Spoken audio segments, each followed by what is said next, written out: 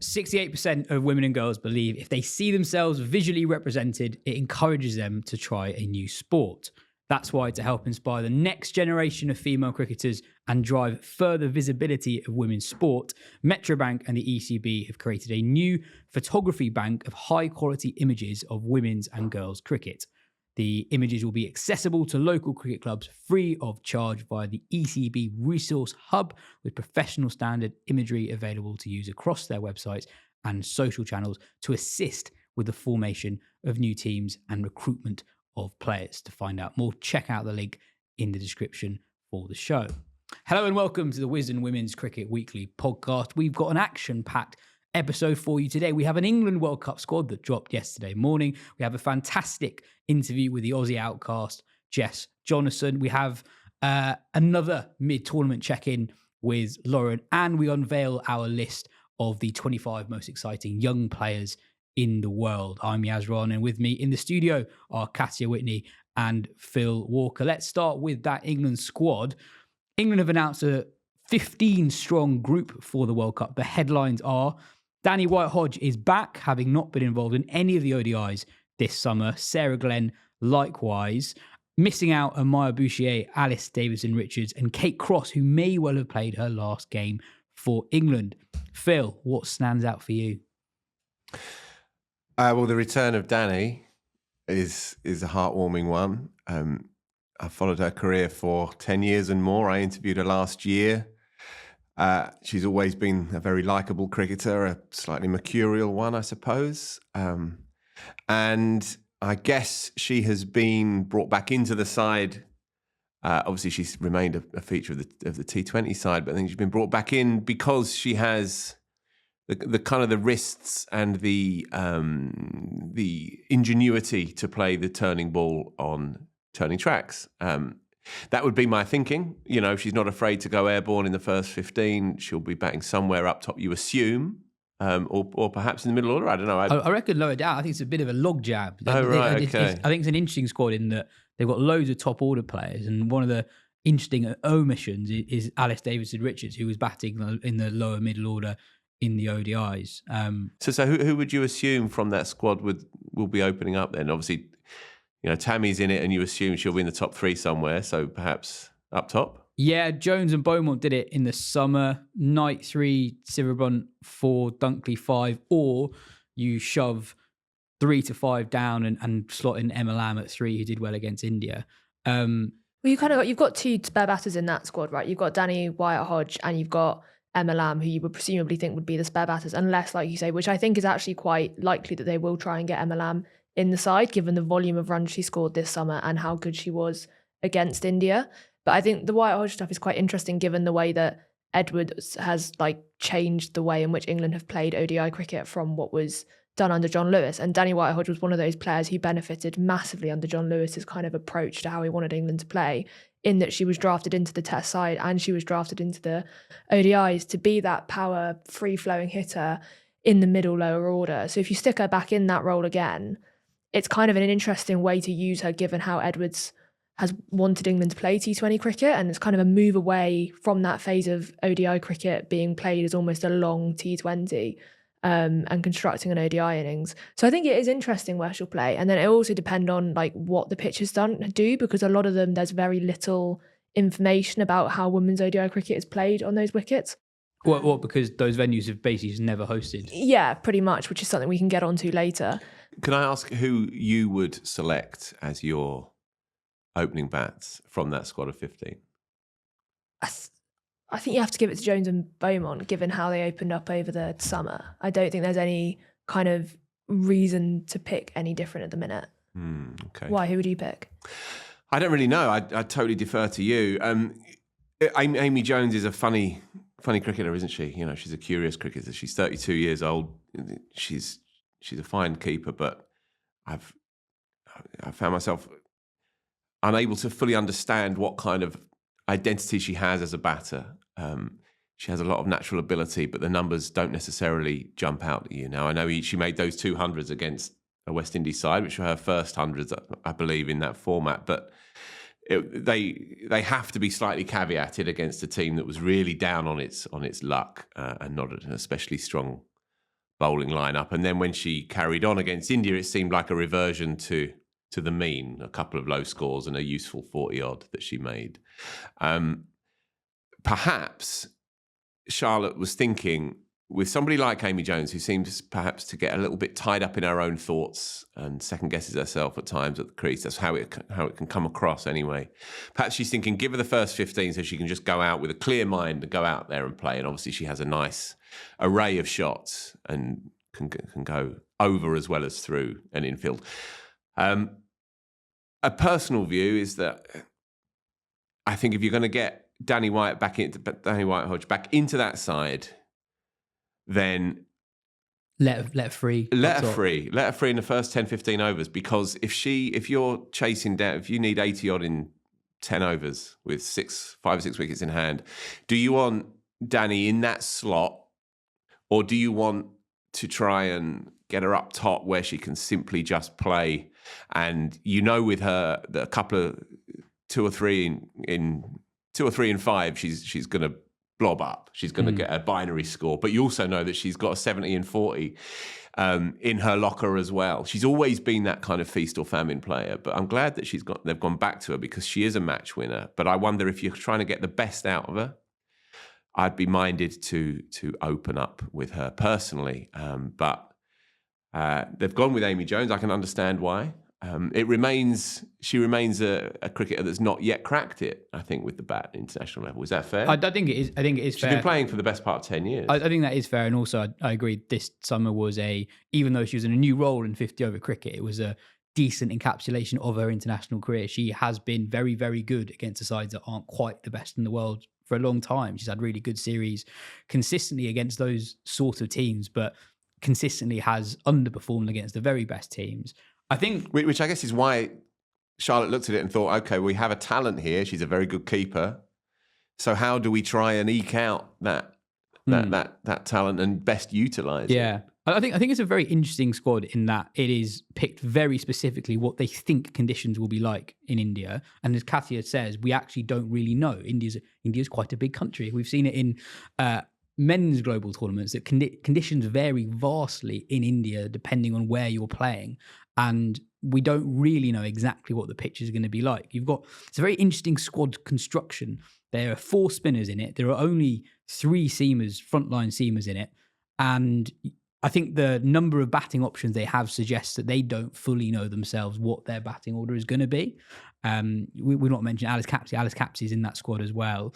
And it looks like they're going back to where they were before Edwards, where they almost fudge it a little bit and have a top order batter batting at 6. And I think on White-Hodge, it's a conditions-based pick as a batter, I think. If you look at England records against spin since the start of 2022, Nat Sivabrunt is amazing. Averages 80 strikes at 100, but no one else averages more than 40. Even Heather Knight averages 22 against spin in that time. Alice Capsey averages 14 against spin in that time. White-Hodge, though the average against spin is only 31, she strikes at 107. No one else other than Sivabrunt is anywhere near that. So I think it's a very conditions-based pick. And it'll be interesting to see where she plays. Just on that as well, I think I've mentioned it a few times because it's a bit of my Roman Empire, to be honest. This spin camp 2 years ago that England sent about 6 batters on to go and bat in India to get used to spinning conditions, and then basically only picked 2 of the players who had been on that spin camp for the next year or so.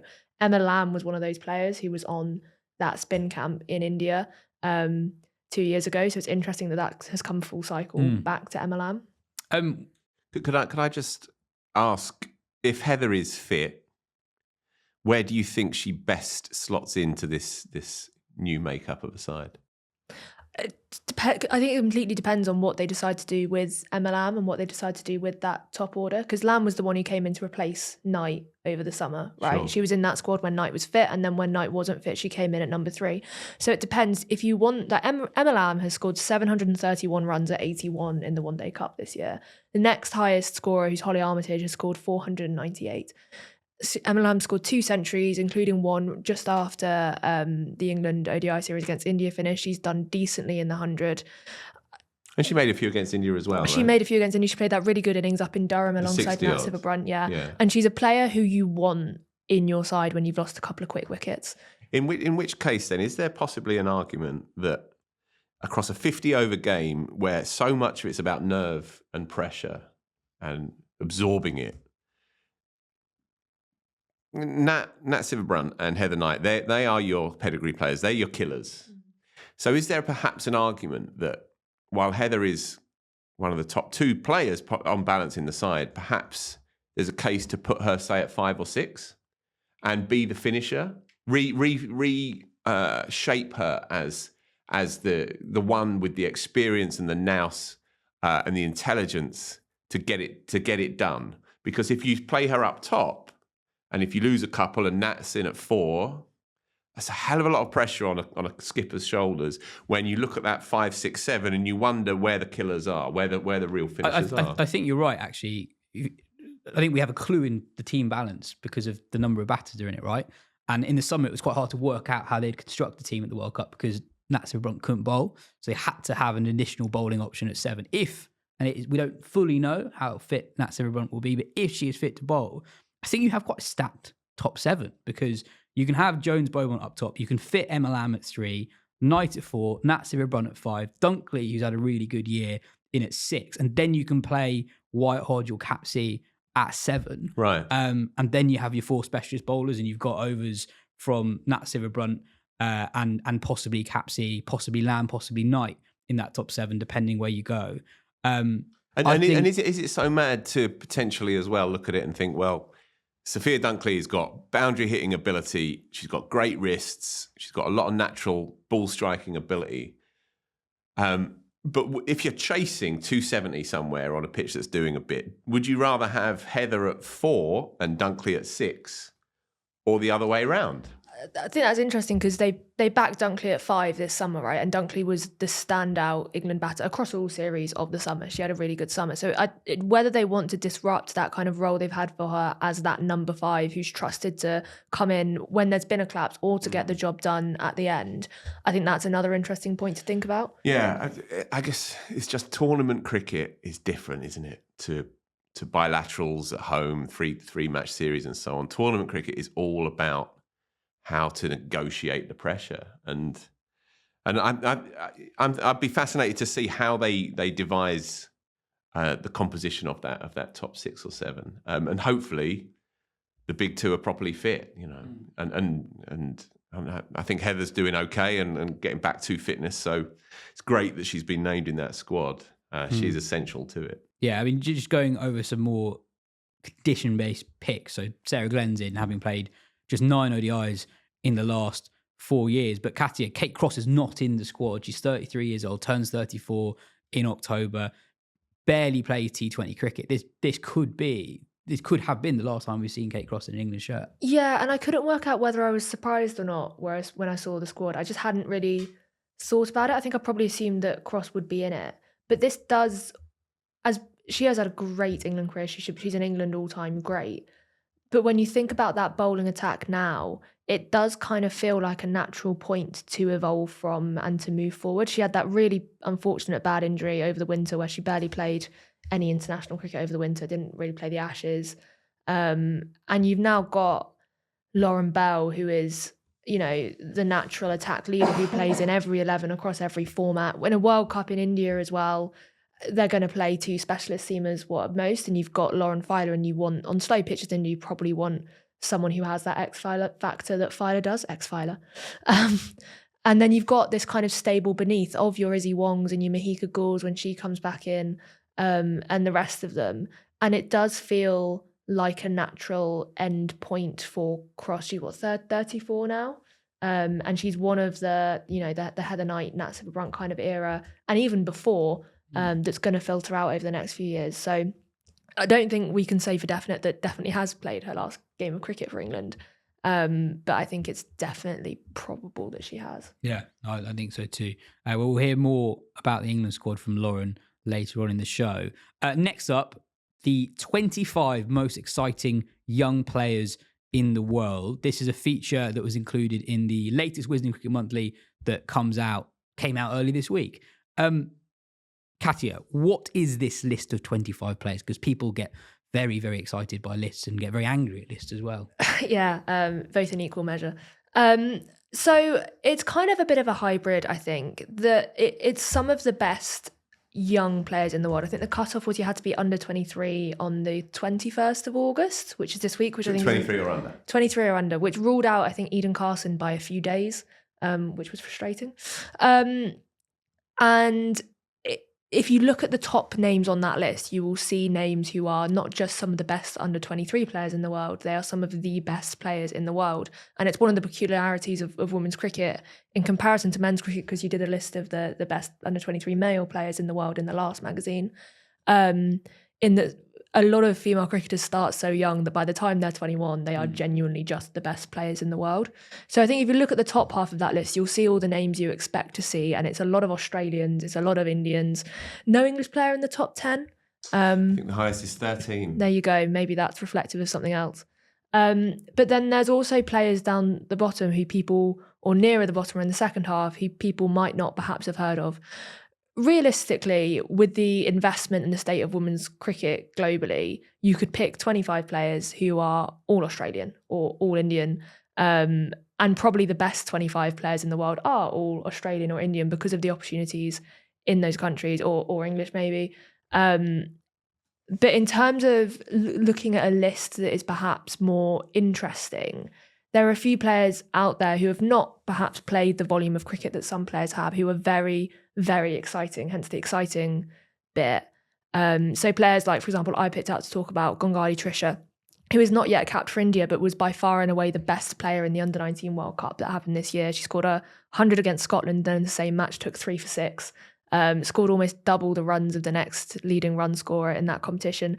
And she hit 93 in a first-class game in India that was arranged by the BCCI earlier this year. On a subjective gut feel, I think she is going to be one of the best players in the world at some point in her career. So it's picking out players from across the world and saying, these are the players who we think are going to be the next generation of the best players in the world, rather than perhaps the absolute definitive best 25 players in the world currently. Phil, when you looked at the list and you saw no English players in the top 12, what do you think? I thought that it was probably, I thought two things. I thought, one, we are studiously impartial, aren't we? Impressive. And I also thought that it's probably a fair reflection of an English game that is moving from one era to another, and yet these younger players haven't yet fully bedded down. There's one or two who would have been very close to making the cut who aren't in it. For example, Izzy Wong didn't make the cut. And again, she's had a very good 6 weeks or so, but a very tricky couple of years. And while she's, I think, 3 years older than Alice Capsey, but nonetheless, they've been around the traps for a similar length of time. And yeah, Capsey's another one who's not yet fully established herself. You don't yet fully know what she is. Oddly, if we did the list 2 years ago, she'd probably be higher up the list, right? Because of the potential we'd seen, but it's not yet been fully realised. This is cricket for you, though. The more you play, the harder it becomes. But it's also like and Izzy Wong's a good example of that as well. 100%. But it's also part of the flavour of what we're trying to do with this list, right? It's throwing it forward who could do stuff. So actually, some players who've played a lot are slightly lower down the list. You also said Crunchy Gould. She took 6 for this summer. This list was selected pretty much before that England-India series. I don't know whether she would have made the list after that, but it changes so quickly, like who is in and who is out, that the list is probably already outdated of it, like the most exciting players in the world, or will get progressively more outdated over the next couple of months, particularly with the World Cup, because there's going to be players who state their name to get higher up that list in the World Cup as well. So yeah, so I think you're right to make a slight distinction. It's not necessarily the best 25. It's a selection of the best 25. And because the infrastructures in particular countries, they're so obviously so much more developed in certain places than others. It's almost a bit of a fallacy, to be honest, to compare the 10th best Australian 22-year-old with the second best Bangladeshi 21-year-old. And yet that's what we've gone ahead and done anyway, because look, it's all good fun. And the point is, right, this is a cricket magazine. This is a cricket podcast. Our job is to identify interesting stories and to talk about them. And that's what we've tried to do in this. There's there's some players that I knew the names of, but nothing more. They've been written up really nicely by Joe, Katya, Raf Nicholson, and Sid Egan as well have contributed some write-ups, and they were part of the opinion panel, if you like, that we canvassed in the first place. And so it reveals some good names and some good stories and a lot of potential, but some of these, of course, are they're shots in the dark, because that's the nature of it. Davina Perrin is one name that people who listen to the show, read our stuff, listen to me on the other show, might not be too surprised to see her name in it. But I've got to be honest, I didn't lean on anyone's shoulder on any of this. I was delighted to see her, and she's in at number 16. She's 18 years old, and she's the kind of story that is the future of English cricket. She's rough around the edges. She has certain things to work on technically, no doubt, but she has immense swag and charisma and ball striking class. And she's making gentle waves still, but she's getting noticed. You don't open in the 100 at 18 unless you've got something about you. And the way that they've been talking about her on the commentary on TV has been excitedly. And so it's great that she made the cut. And she's one of 4 English players in that middle clump. I think there's 6 English spaces group that separate the 4 English players. And then obviously the big dogs from down under take over in the top 10. Well, this thing, so 4 of the top 7 are Aussies, and when you're talking about how the list was put together, I was cruelly overlooked for the selection panel, and you guys, you obviously like a narrative to cling on to more than I do. I think if I was doing this list, I'd have been really tempted to go really hardline and just do it on who I thought the best players in the world are, and you really could have had loads of Australians. So there's some established Aussies that are in the list, and they're all at the top pretty much. But there are also some ones who haven't played for Australia yet. So, for example, Kiva Bray, the 15-year-old who had a breakout WBBL, the all-rounder, she's in. But there could have been loads of Aussies. So Chloe Ainsworth. But where's the fun in that, Yazzie? Well, What's the matter with you? They're the best. Let me at least name them, because I think some of them are cruelly overlooked in this list. So Chloe Ainsworth, nearly 30 BBL wickets. She's 19. Hannah Darlington, nearly 100 BBL wickets, and she's 23. Millie Illingworth, the 20-year-old with a Jeff Thompson action. I think if she was English, she'd be in there. Tess Flintoff has been an overseas in the 100 2 years ago. She's only 22 now. Charlie Knott, overseas in the 100, only 22 now. Stockholm syndrome. I think if they're English, they're in this list. If they're any other nationality, they're probably in this list. But goes to show just how strong, not just we talk about how strong the Australian team is, but their depth of talent is just on a completely another level. So when I sent the original list that we had to Lauren to get her opinion on it, as someone who is like one of the best placed people in the world to talk about young players coming through at a domestic level, she said she could have named so many Australians that could be on that list. And she also sent me one name who did make the list. He was like, you absolutely have to include this player who I'd only briefly heard of.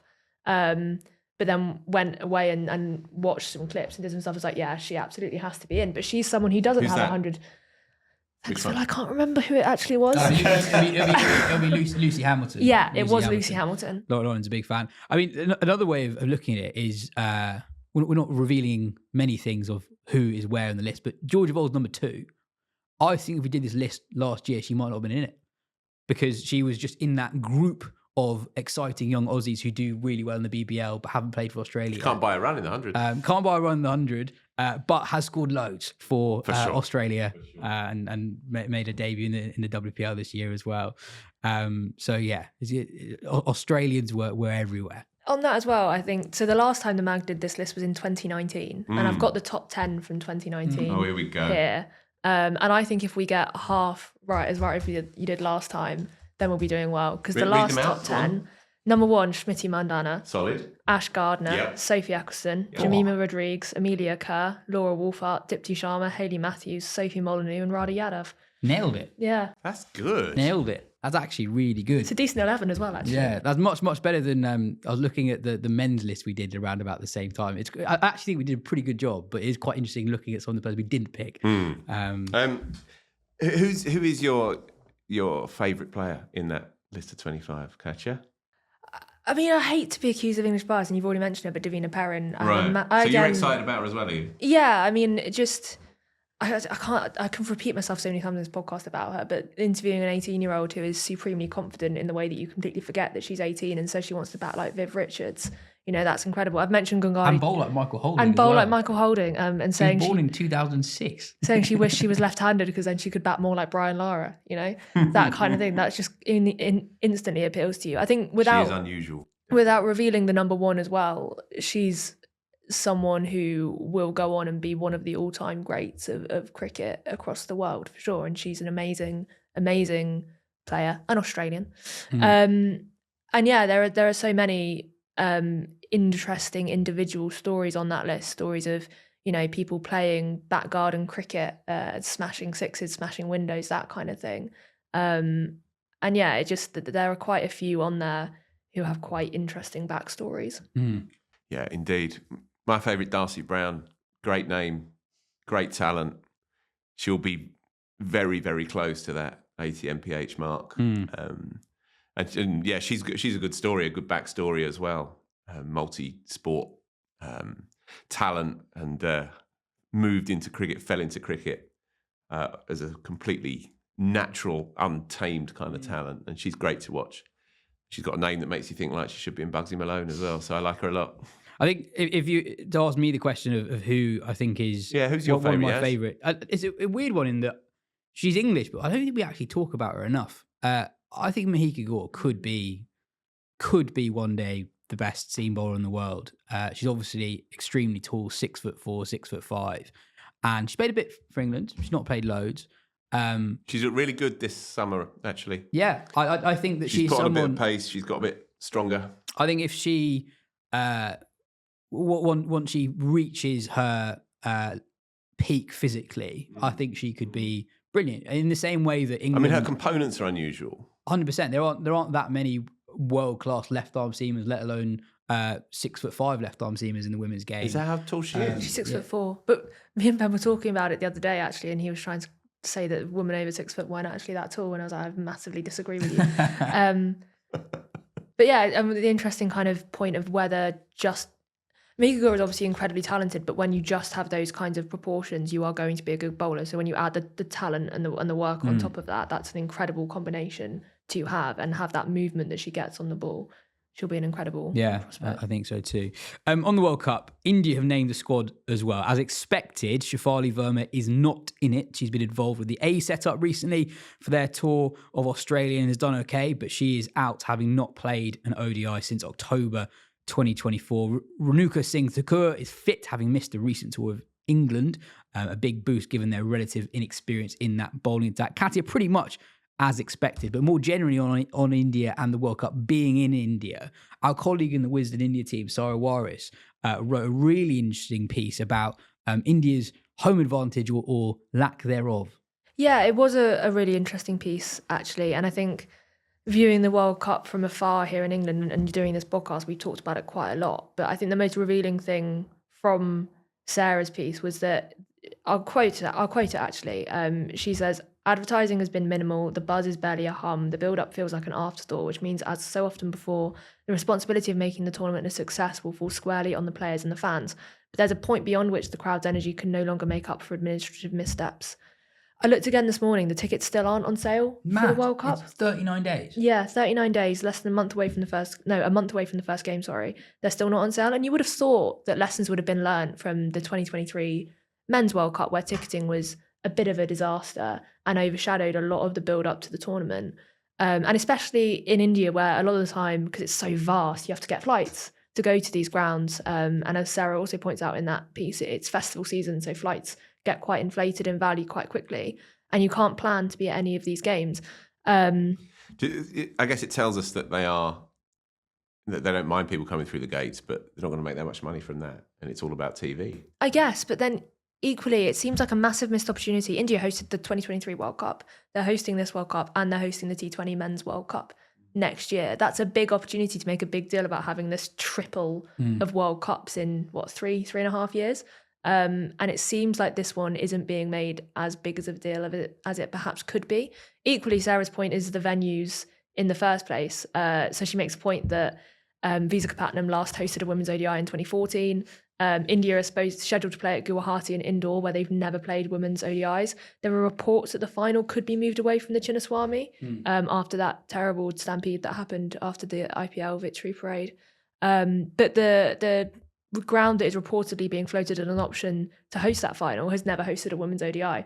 And we mentioned it earlier in the show, but that does present quite a lot of difficulties to players throughout the tournament and preparing for the tournament, because if you're constantly adapting to surfaces, then that is not really a spectacle that it should be. That's not necessarily a bad thing, though, right? If you get variety of surfaces. Variety of surfaces isn't a bad thing, but adapting to surfaces, I think Jemima Rodriguez made a point in an ODI series that was played recently in India that it took them so long to get up to speed with what the surface was doing that it was more of a challenge on that level rather than a challenge of opposition and a challenge of skill. And so it may then impact on the quality of the fair. Yeah, I think so. And also it's a wider point of how few venues host women's cricket or women's international cricket in India, or what historically it's been limited to. So while it's a good thing that women's ODI or women's cricket is being brought to more of the country and there are more ability for people to come and see it, it's kind of an indictment on the grounds that have hosted it previously. And also, I guess, there's faith that people are going to come up with, not faith is the wrong word, but I think there's a kind of apprehension as to whether people are actually going to come and watch the World Cup, given that that's what I was going to ask. A lot of women's cricket hasn't been played in these venues before. What are the crowds like at the WPL? Good, generally very good. But again, the WPL, it was only brought in, the first year, what was entirely in Delhi? Second year was Delhi and somewhere else. So kept in the hotspots. Yeah. Well, and the World Cup's not, basically. So it's interesting to see how it will play out. And also, you mentioned 2 years ago the men's one. I mean, no one can ever really forget that first game against New Zealand where it was half empty. Yeah. Albeit in 125,000 seat stadium or whatever it was. But even so, the first few weeks definitely were affected as a spectacle for the lack of people through the doors. Closer to home, who's caught your eye? What's caught your eye in the 100 this week, Phil? Yes, it was the game on Sunday afternoon that I was actually covering, and it was the Originals fighting for their lives, and they just turned out one of the best collective fielding performances I think I've ever seen in women's cricket. And Fee Morris took a couple of screamers. One, I think it was off Lichfield.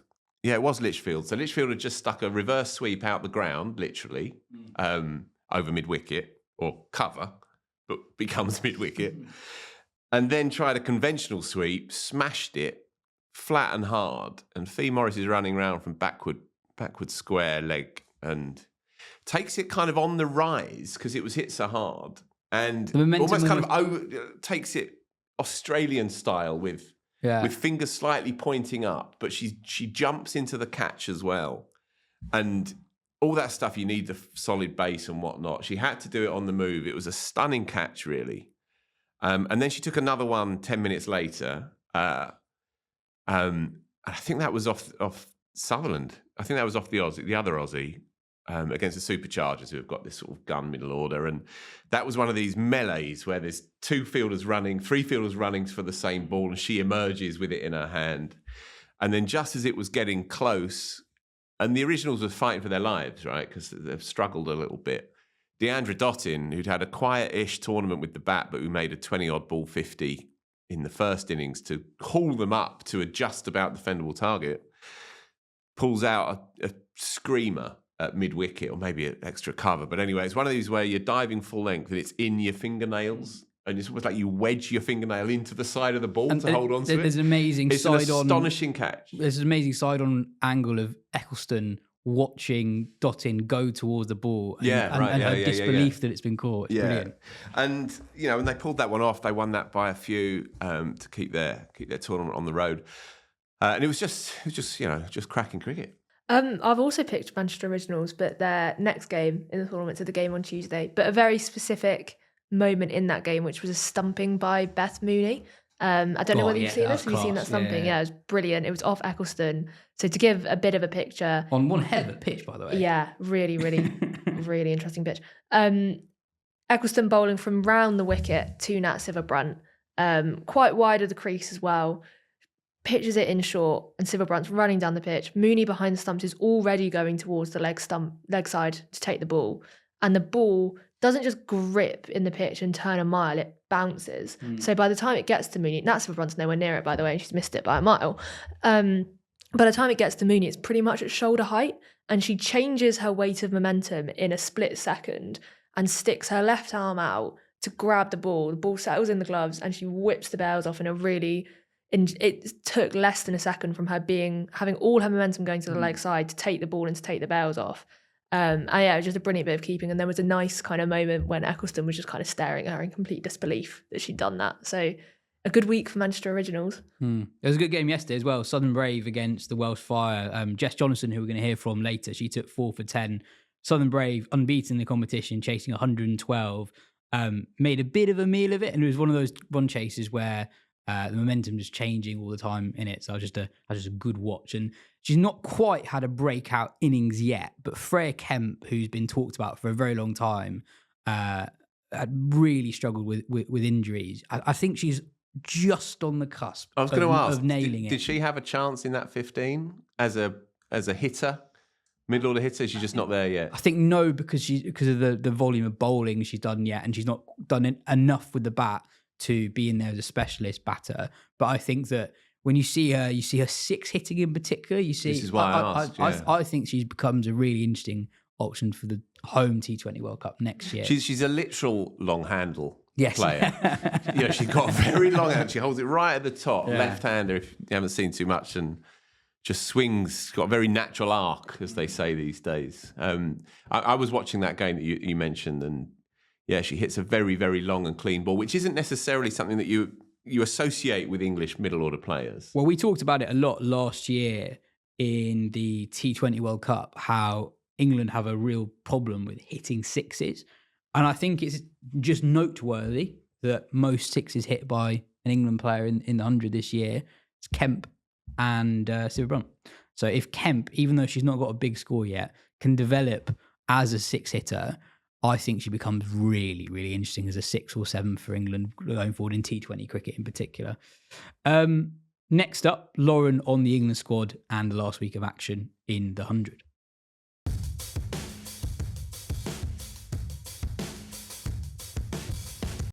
Lauren, let's start with the England squad. Kate Cross said on her podcast that she felt that her omission was savage. How do you see the squad more generally? Several picks seemed quite condition dependent, but also with ICC tournaments, you just don't have much wriggle room. You only have 15-player squad, so there are always going to be some really difficult calls. Yeah, I think I was actually speaking to Crosser yesterday, and that was pretty much echoed. I think when you look at the stats, they're not that bad. Her stats, it was potentially us actually that put something out. So I think in that sense, her feelings are fair. I think Lottie wants all rounders. That's pretty clear.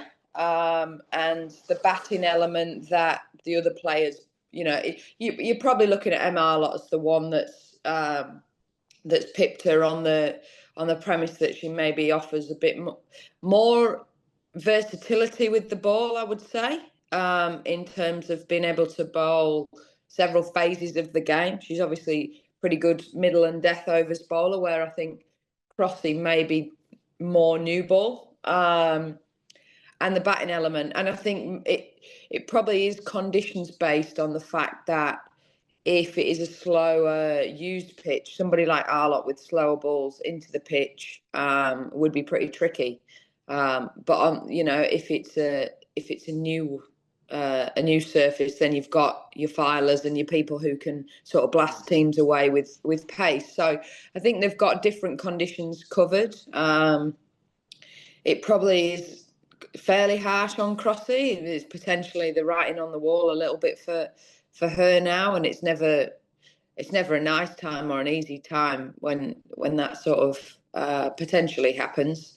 But I think, like you say, there's a clear shift in direction under Lottie. It's sort of out with the old, in with the new approach.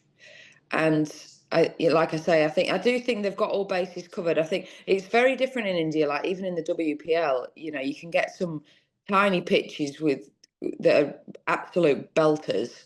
Or you can get your traditional Indian surface that's sort of cracking and crumbling and ragging and pretty tough for the bowlers who bowl change the pace. So I think they've got enough covered, and probably just felt like they needed that versatility in a World Cup. On conditions, obviously, India's a really big country, right? So conditions do vary quite a lot. Mm. And I wonder, looking at it, if actually maybe they don't have all bases super covered, and they've probably betted that pitches are going to be slower than the ones that the belters that you described, because there are 4 spinners in the squad, 3 seamers plus Natsir Brun, and as you say, Marla is someone who is a seamer you'd perhaps use more on slower pitches where her slower balls can become more useful. It feels like if conditions are a little bit different to what they're expecting, that actually they might not have as much cover as they might think. Yeah, I think so. I think you can get a real mixed bag in India, like you say. If it's like you look at some of the places, like you say that, and I think it'll change a lot from the start of the comp to the end of the comp. They're going to be fresh up top, and you'd expect them to be pretty decent at the start. Whether that looks the same sort of last group game, obviously like finals and stuff, you're going to get new wickets. But yeah, I think every venue will be quite different. I think the stages of the competition will probably be quite different. And I guess the other thing is, whether the makeup of the side, whether you one seamer down, I do think that Lottie's gone for actually who are the best bowlers right now. So not necessarily the skill set, but who actually gives you control and threat, rather than it being a seamer or a spinner. I think obviously Sarah Glenn being back in there, like she is someone that's given a lot of control for England. So yeah, I think I think the inclusion of Kathy gives you versatility. Like she can bowl a few overs, but she can have also bat anywhere between 3 and 7. And I think probably her form in the 100 has nudged her back into an England squad, because she was struggling a bit. She hadn't reminded us all of how good she is for a while, and then you watch her play in the 100 and you think, yeah, she's pretty damn good. And then the same with Danny White-Hodge. I think her and Kathy are probably very similar. They've benefited hugely from the form that they've hit in the 100. And with Danny White-Hodge, it's that you want experienced campaigners. I'm not sure, whether the new opening combination will be the definitive opening combination, because it was sort of like we got really giddy and we're like, oh yes, this is the way to go against the West Indies. And then you in India and you go, oh, I'm not really quite sure if this is, does she come back into open? Obviously good form opening now. She's played in India, she's experienced, so I think like I say, Danny and Capsey's inclusions very much on them, probably timely reminders of just how good they are. Yeah, it feels like on the batting side, when you have a squad with just 15 players in it, you sometimes only have one spare batter, or it's really clear what the top 6 or 7 is going to be, and then you have the spare. It feels like this time England are giving themselves options. It's a really long tournament. You play everyone, and then it's the knockouts if you get that far. So it's a potentially 9-game tournament. So a lot can change very quickly. I mean, in 2022, England had a disastrous start and still ended up making the finals. So you have time to recover from a difficult start and change composition of the team if need be. Yeah, I think so. And it's not ideal. It's never ideal. Like you look at going into World Cups, like you want to be pretty settled. I think the teams that are settled generally have a lot more success. You look at the only time we have had success in of late, it's not even of late anymore, but we'll still hang on to it. It was quite a settled team, wasn't it? It was pretty obvious you roll. Those roles were embedded over 6 to 12 months before that. Like it's not ideal to be going in changing, but say for example, an Emma Lamb ended up opening, or a Danny Wyatt ended up opening, which it's not off the cards. Looking at sort of current form and the India series, they're not never tried opening combinations. So that's a good thing. Do you know what I mean? Like Danny's opened the batting with Tammy an awful lot. Tammy and Lammy have done it a fair bit together as well in sort of like, you know, Lammy 1.0 and now we've got Lammy 2.0. So they're not pairs that have never batted together. So, you know, it wouldn't be ideal, but it's also, you know, not something it's not brand new. Coming back to the here and now, the 100, been a tough comp for your Oval Invincible side after a successful period. What do you think's gone slightly wrong this season? I just think the consistency, really. I think, like the 100's one of those comps where it is fine margins and it's sort of easy to look back and go, shoulda, woulda, coulda. You know, there's always moments in every game that you think if we'd have just got that right, we'd have been in a different position. Obviously, losing 2 at the start wasn't ideal. And even in that, you know, like you take the Grace Harris catch and then, you know, you get over the line at Manchester, which we were pretty much poised to do and sort of just didn't quite get there. And then you have a bit of a resurgence and we've lost, like we're 2.5 bowlers down, really. You know, you look at previous years where we've had, losing Ree was huge because she was arguably our best bowler at the time she got injured. And obviously, like, you know, Tash has struggled. Like, you know, she's not been able to bowl a single delivery from game to game. Like, that is incredibly hard on a player where it's not quite clicking for, you know, like I was thinking, like, if I wasn't scoring any runs and I was out of nick and I could not hit a ball between games, you know, the effect that has on you mentally going into the next game, like you're on a bit of a hide into nothing. So yeah, like we've had a couple of injuries or people that probably aren't where you'd hope them to be. You know, myself, Paige, we've been quiet. Like it's been like, obviously Meg and Katya have been amazing with the bat, like the way that they've played, and everybody's had little glimmers in that. You know, there's been some decent partnerships, but it's sort of like we've been like lukewarm and threatening a bit, but then haven't quite been consistent enough. And before you know it, you're up against it. I mean, yesterday was sort of just about summed up the tournament for us. We literally lost 2 bodies on the pitch. Tash went down after 5 balls and Katsu went off. So we were basically 70 balls with 2 players who have been drafted into the tournament then on the field and losing 2 senior players with Katsu and Tash. And it's just sort of been one of those competitions, really, where it just hasn't quite clicked for us. And like I say, we've shown glimmers of what we can do. And it was sort of like the resurgence, and then, you know, that really poor defeat to Trent Rockets.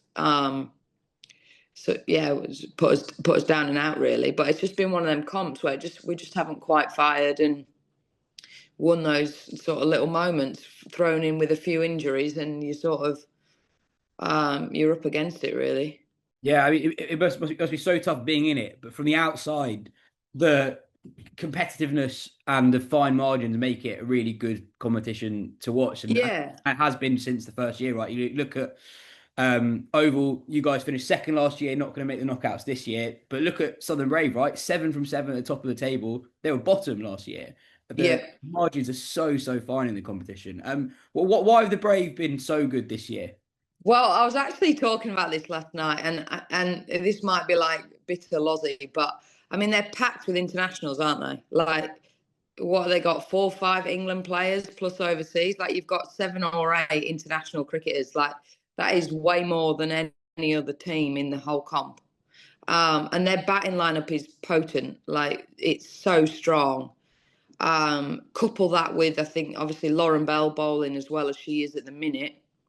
And Tilly Courtine Coleman. Like, I actually don't think their bowling attack is they can outbat any team. Like that top 5 is absolutely gone. And I think their bowling attack is okay. You know, I think the inclusion of Maddie Villiers has been really good for Brave. She's given control, but she's also taken wickets. Tilly's been, awesome again. And Belly, so they've probably got, they've probably got 3 or 4 bowlers that they can bank on. I think Sophie Devine's been a great inclusion for them. But they're packed, they're absolutely star-studded. And I was actually talking about this last night, with who knows what's going to happen next year with teams. Is it a draft? Is it retentions? Is it an auction? But I do think there should be a limit on how many England players you can have per team. And that's not bitter lossy. That's just to try and create an even competition, because you look at that Brave team, and if you can just keep retaining every year, and players like Freya Kemp are happy to stay for, not the big bucks, then how do you ever change that? Like, I think there should be a limit of 3 England players per team. And how you want to spend your money on those and who they want to be is up to you. But I feel like you shouldn't be allowed to have more than 3 contracted England players per team. I think if there's going to be a rejig next year, and you can retain whatever it is, 4 players, 6 players, 8 players, whatever it is, or whether you go free for all and completely rip up the script, which I think will be a real shame, because I think there's an allegiance to people and to teams. But I do think that should be something that comes in, because you look at teams who have consistently struggled, really. And a Brave finishing last year was like, the thing is, even though they finished down there, nobody expected that from that team. Like, that was an absolute howler. But I do think they're absolutely star-studded. Like, they're basically fielding 7 or 8 current international cricketers, which is significantly higher than any other team. Like, they are packed with quality. Yeah, and it's the batting and bowling depth within the 11. They bat really deep. They've always got 6 or 7 bowling options as well, and that's even with Freya Kemp not bowling at the moment. So yeah, they are stacked at the moment, and probably favourites for the competition. I would say though, you don't want to. I would say you don't want to go the whole comp without losing. That's it. We were talking about it on the bus, and we were like, do you want to go into finals without dropping a game? I was like, oh, I don't know. Like, yeah, you just never know. But they're huge favourites. Like you say, they've got, when your captain's batting 7 and not bowling a full sort of quota, like, it shows how much depth and quality they've got. Yeah, no, 100%. They've got 1 game to go against the Welsh Fire on Thursday. They might be hoping to lose that game. Yeah. Let's leave it there for today. Cheers for your time, Lauren. Catch you next week.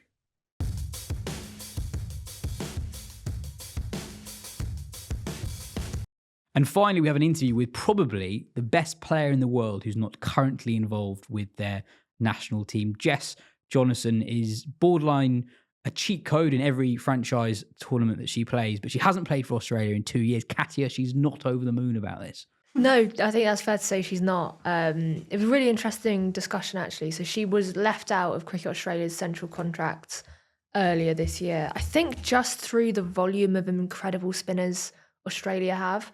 So they've got, Ash Gardner and leg spinners as well. So Alana King and everyone else.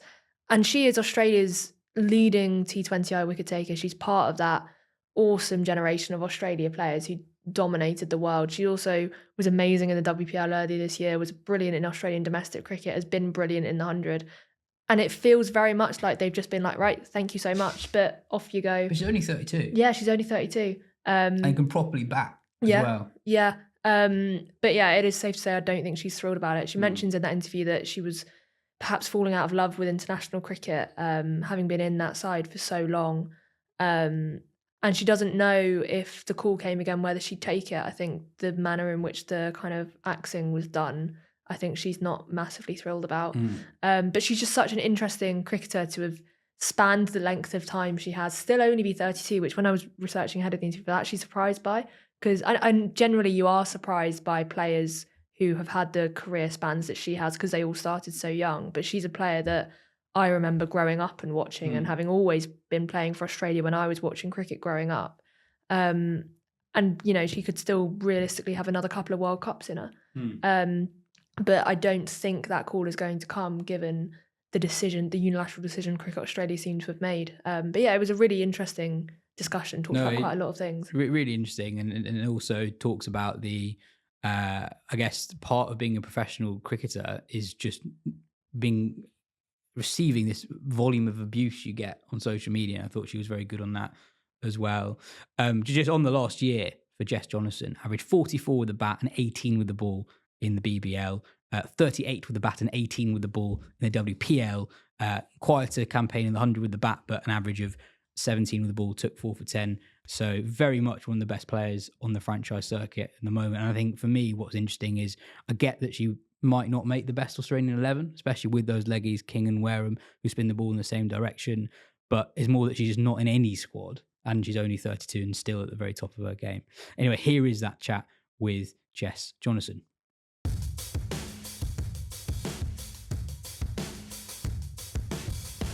I wanted to briefly touch on international cricket as well. You have the most T20I wickets as a spinner for Australia in history, I believe. But you missed out on a central contract on the list earlier this year, having suffered a few injuries in previous years and a bit of squad regeneration too. Where do you think you're at now with international cricket? To be honest, I fell out of love with it a little bit over the last few years. Just a few certain ways I was sort of starting to feel in and around there, and I sort of felt and thought that my performances were still warranting, I guess, not only necessarily selection in a final squad, but to at least travel or be contracted, and yeah, to obviously be told that it's not, and yeah, it kind of just, I guess, ate away at me a little bit. And yeah, I think now it's sort of, if they called, I'd like to think I'd still put my hand up. I still want to represent my country, but equally I've really enjoyed the fact that I've been fully invested and fully I guess engrossed in my domestic program back home, and being able to have the opportunities to still travel the world and be part of some franchise cricket and some teams that yeah, I guess see some value in me still, despite the fact that I haven't played international cricket for a little while.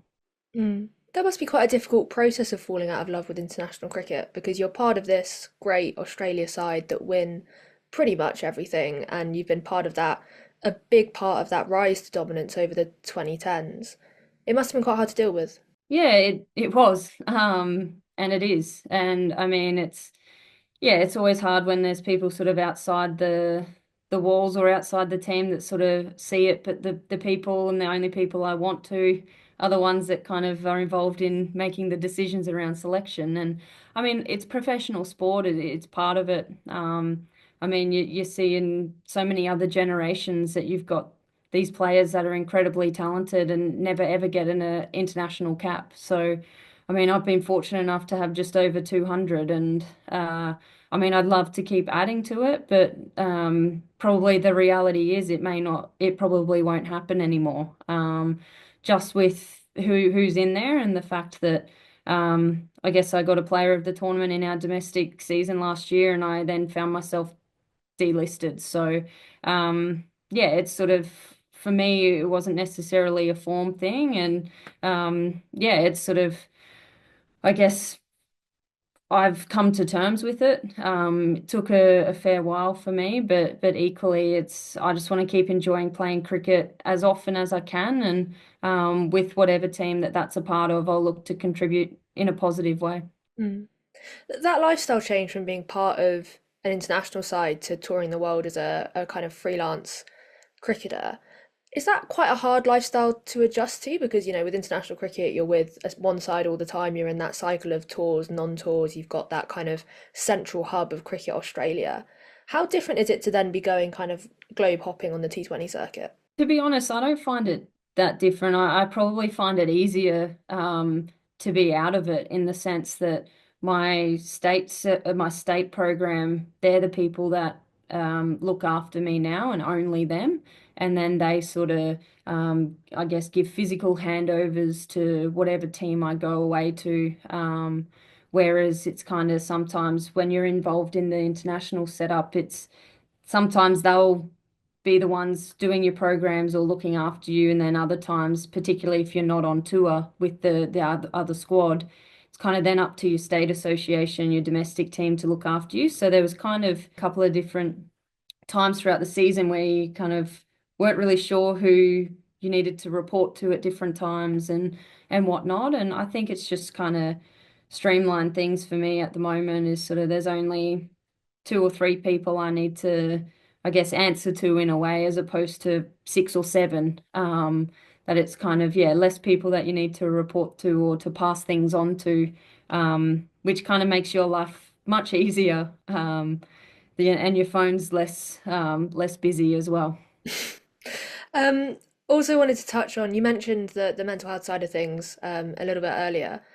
I guess players coming through now, to kind of combine a couple of things we've talked about, have a lot more scrutiny on them than you would have done when you were coming through. Do you feel like you're in a position now to kind of offer some guidance as someone who has been there, done it all, got the t-shirt, to kind of navigate that mental health space of the social media criticism, the media in general that have a lot more focus on women's cricket now? Yeah, in a way, it's funny though, because it's like I still, yeah, cop so much, and it's actually even within this season of the 100, there's been a number of players, myself included, that have been receiving some really terrible things online. And I guess for us as players too, it's sort of, I guess, feeding back to administrators or I guess people within the cricket circle around, okay, well, what support do the players need before the fact? What do they need when it's happening or after the fact?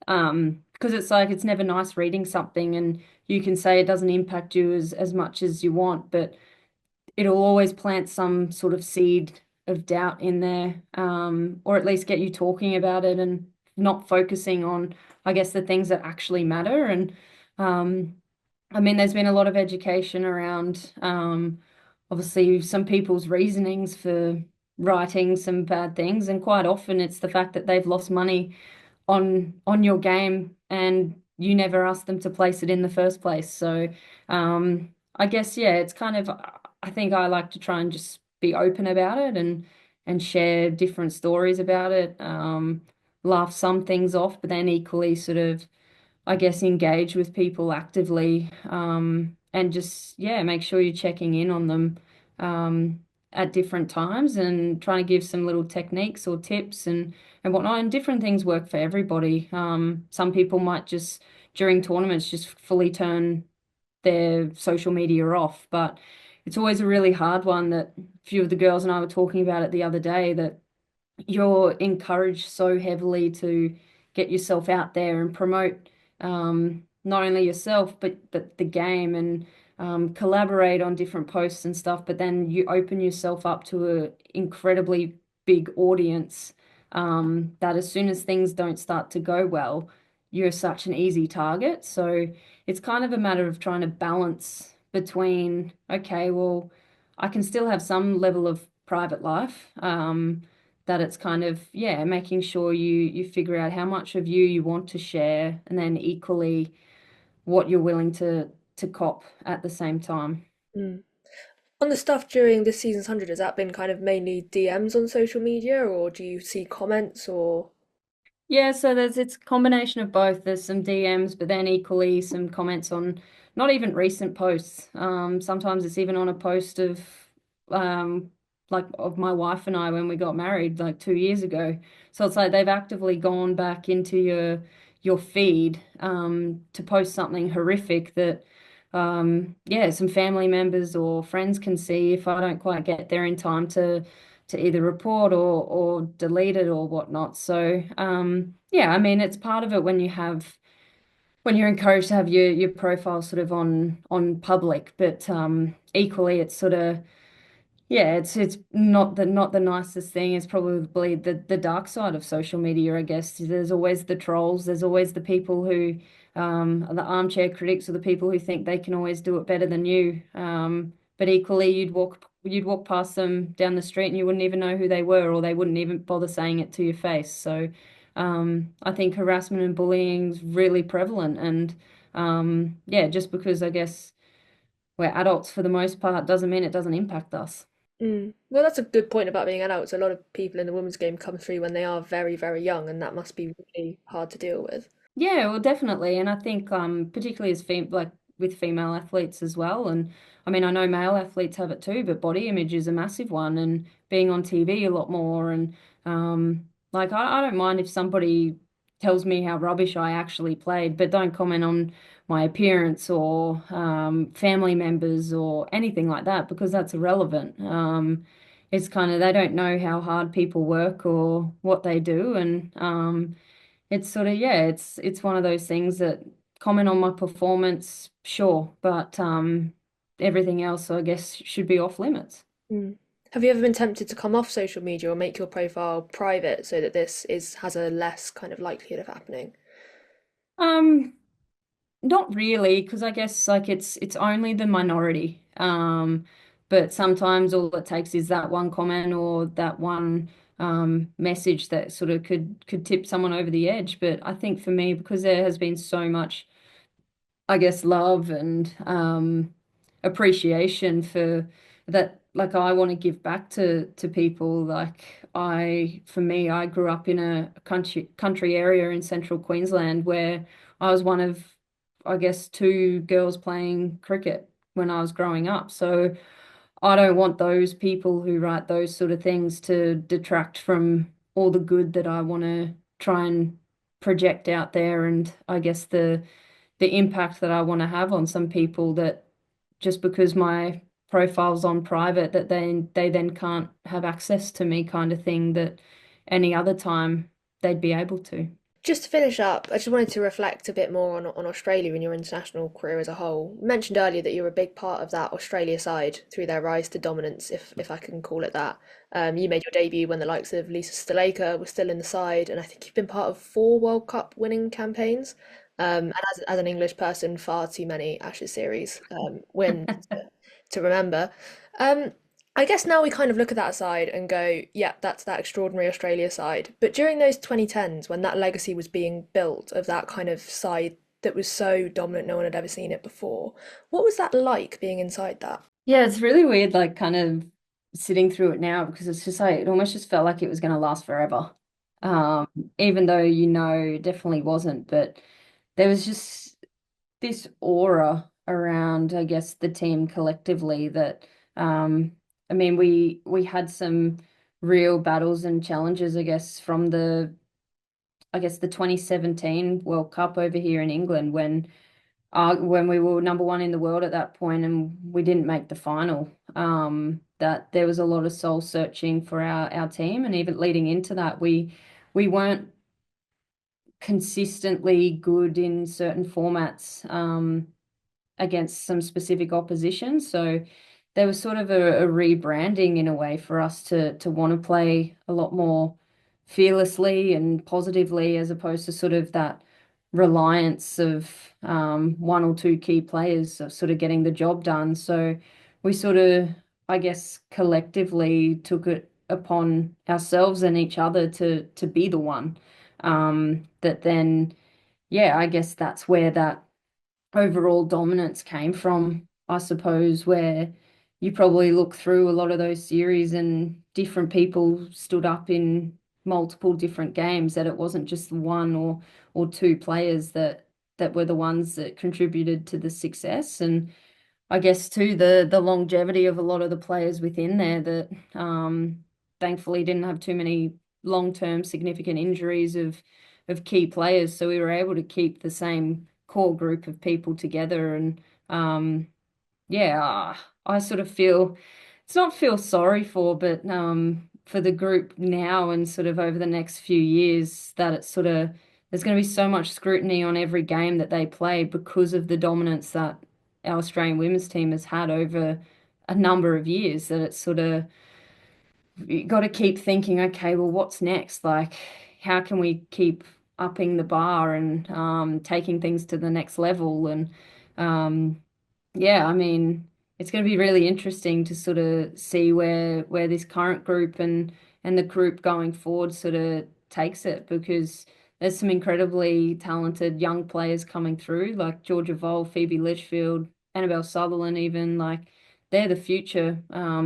They could be there for the next decade as well. And it's like, ultimately, it's their team and their legacy that they want to create then, that we obviously were part of one where success equaled wins. But I guess now it's sort of, okay, yeah, success and it should equal victories, but what else should it encapsulate as well? And we were always big sort of towards the back part of that dominance of that same core group of people was around having a global impact. That obviously we want cricket within Australia to be strong. We want to be strong as a team, but then equally, how can we help continue to grow the game globally? Because if it's strong in all other parts of the world, then it's only going to be great for our overall game in general. So that's something I think that this current group's still sort of working through as well. And whether that's being part of tournaments around the world, sometimes ones that you might not think that you want to be a part of, or you might not know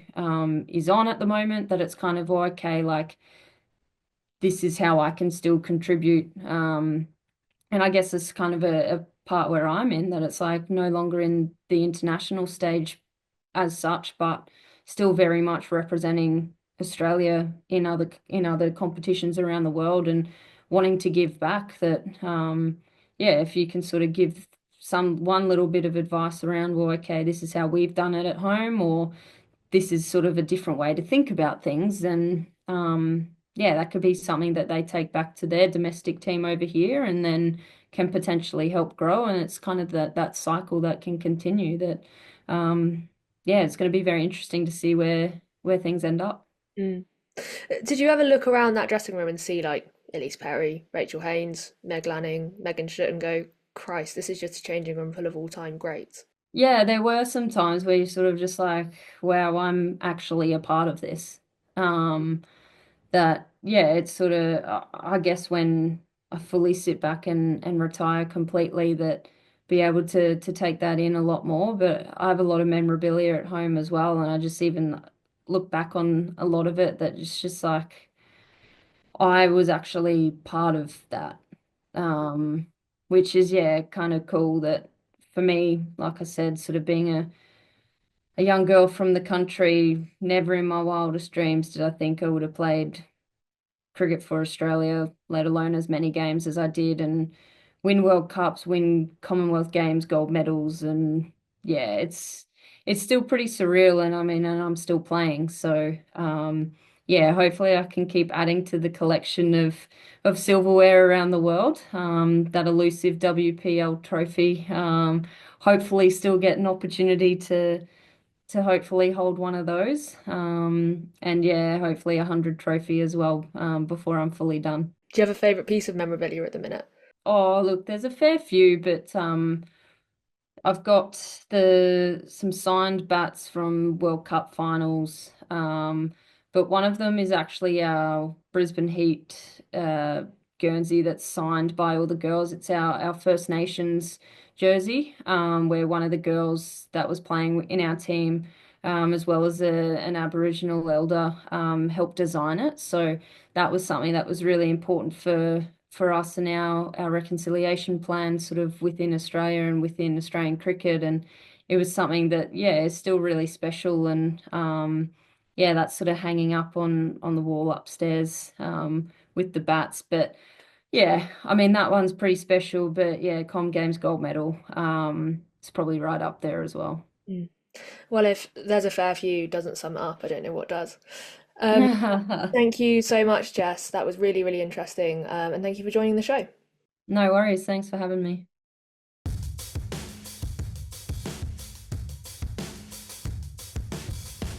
That is it for today's show. Cheers, Katya. Cheers, Phil. Thanks to Metrobank, girls' cricket clubs can now access royalty-free images to promote women's and girls' cricket within their community. If you want to find out more about the fund, visit metrobankonline.co.uk/cricket.